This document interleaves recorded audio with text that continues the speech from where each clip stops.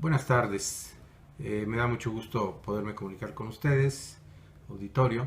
Eh, el día de hoy quiero comentar y ojalá y sea de utilidad para todos ustedes que nos escuchan, que nos ven a través de este medio importante, el significado que tiene la reforma laboral.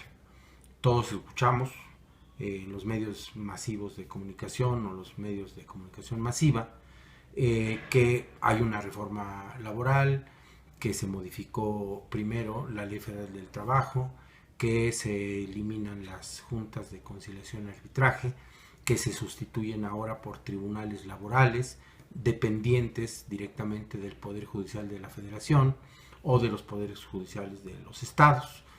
Creo que es conveniente, primero que nada, comentar y aclarar un concepto. El concepto de reforma. ¿Qué es una reforma? Reforma no es cualquier cambio, o todo cambio no puede ser una reforma, porque cuando se cambia el sentido que está establecido ya en una norma, sobre todo en la Constitución, ya no se reforma, se mutila, se modifica, se cambia y muchas veces ese cambio significa un retroceso, es decir, se va en contra del principio que establece la norma vigente. Entonces, una reforma, como su nombre lo indica, es el cambio de forma, no es el cambio de contenido esencial de una norma legal.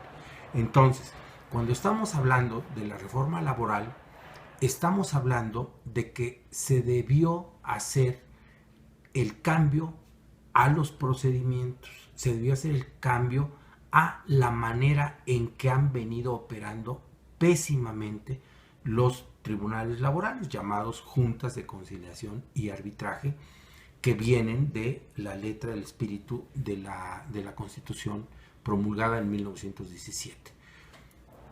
Cuando en lugar de modificar, de reformar, de dar nueva forma a ese sentimiento que se plasmó en la Constitución de 1917 y se empiezan a cambiar principios, ya no es una reforma, son cambios, son modificaciones a la ley, pero que no siempre van a ayudar. Y en el caso concreto que estamos hablando de la reforma laboral, es muy claro.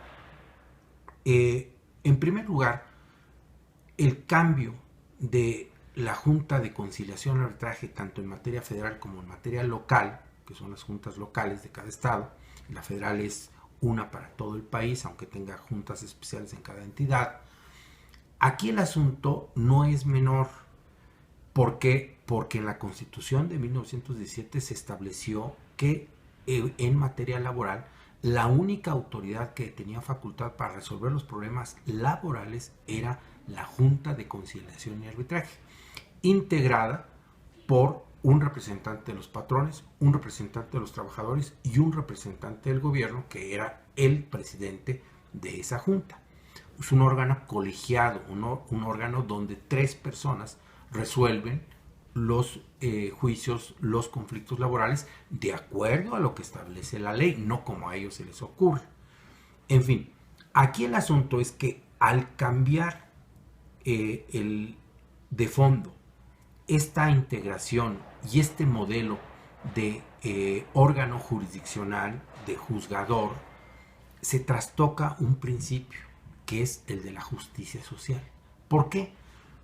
Porque si bien es cierto, actualmente y desde hace mucho tiempo, las juntas de conciliación y arbitraje se llenaron de muchos vicios, se llenaron de mucha corrupción, pues no es privativo de la materia laboral. Todos los ámbitos de jurisdicción, todos los juzgados, todos los tribunales están inmersos en esta situación porque es un problema nacional, no es un problema solamente de los órganos de impartición de justicia. Entonces, el cambiar esto primeramente violenta lo que la Constitución estableció en 1917, primero. Segundo, al sacar de esta fórmula de que sean las partes que socialmente intervienen en los sistemas productivos o en general en los sistemas de intercambio de mercancías, de lo que es propiamente la economía.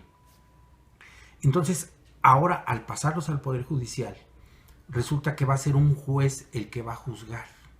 Va a ser un juzgador unitario, una persona que de acuerdo a sus criterios y al principio que se maneja en el Poder Judicial, de que todos llegan iguales ante él, las partes tienen el principio de la igualdad, cuando en materia laboral eso no puede ser aceptado. ¿Por qué? Porque en los juicios laborales hay una parte que es totalmente desvalida socialmente hablando. Y la otra parte pues es la parte que tiene los recursos económicos, que tiene los recursos materiales y por ende tiene una superioridad material frente a su contraparte, en este caso los trabajadores. Entonces, este es un punto muy delicado que no se ha querido explorar en los grandes medios de comunicación, pues porque es el fondo que está en esta reforma que acaba de hacer el gobierno de Peña Nieto. Es decir, tratar, para hablar de una manera muy sencilla, coloquial, tratar igual a los desiguales es injusto. A los desiguales hay que tratarlos diferentemente, como se hace precisamente en la Ley Federal del Trabajo y en el artículo 123 de la Constitución, que establece ciertos lineamientos para que los trabajadores sean considerados como lo que son, inferiores en cuestiones materiales frente a sus patrones, y entonces se crean una serie de medidas, por ejemplo, el principio de favorecer al trabajador en caso de duda. Ahí es un principio que dice que en caso de duda se tiene que aplicar la ley y el criterio que favorezca al trabajador. Otro, que si el trabajador no tiene para pagar un abogado, no tiene para defenderse, el propio Estado le tiene que proporcionar un defensor al trabajador. En fin, esto se va a ir para siempre, o por lo menos mientras duren estos gobiernos que están decididos a terminar con cualquier medida que implique asegurar una mejor vida a los mexicanos, a la mayoría, inmensa mayoría de los mexicanos. Entonces, esto es lo que está abajo, lo que sustenta esta reforma. Nos dicen pomposamente que hay que terminar con la corrupción. Yo quiero que me digan, con todas las medidas que han hecho en la Suprema Corte, en los tribunales colegiados, en todo el Poder Judicial y en todos los órganos de impartición de justicia, si todas las reformas y todas las medidas que han tomado en los últimos 30 años han dado resultado favorable a la población. No lo han, no hay ese resultado. Entonces es demagógico hablar de que estos cambios que le quitan seguridad, que le quitan ciertos paliativos a los trabajadores, a la población más desvalida de este país, que nos digan que quitándoles los van a ayudar. No, pues no los ayudan. Entonces, son muchos miles de juicios que están pendientes en todas las juntas de conciliación y arbitraje, la federal y todas las locales de cada una de las entidades federativas. Se calcula que no habrá ni recursos económicos ni recursos humanos, que cada vez le quitan más elementos a los tribunales laborales actuales. Antes había 3 secretarios, ya nada más hay 2 secretarios. Antes había 5 actuarios, nada más hay 3 actuarios.